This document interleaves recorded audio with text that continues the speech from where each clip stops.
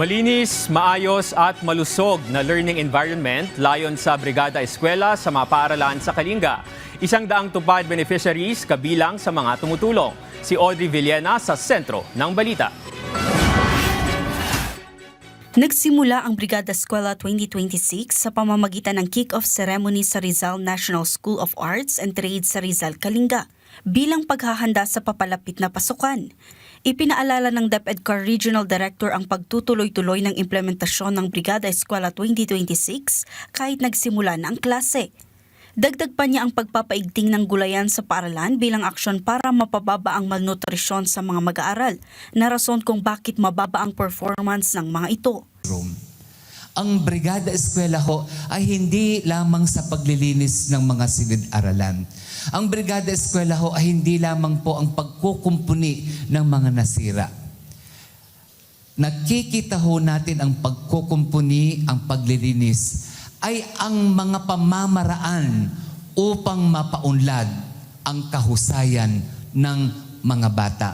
That is why the team says, bayanihan sa paaralan, pagkakaisa sa kaayusan at kaalaman. We prepare our classrooms. We prepare the school environment because we want our students to learn better. The classrooms are conducive to learning.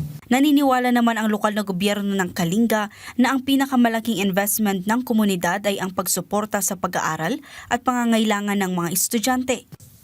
Furthermore, recognizing the growing demand for adequate educational facilities, the provincial government has already formally requested national government agencies and concerned authorities to allocate funding for the construction of additional school buildings and educational infrastructure throughout the province of Kalinga. Gayunpaman, aminado naman ang Schools Division Superintendent ng probinsya na marami pang kinakailangang ayusin sa mga ilang paaralan sa Kalinga.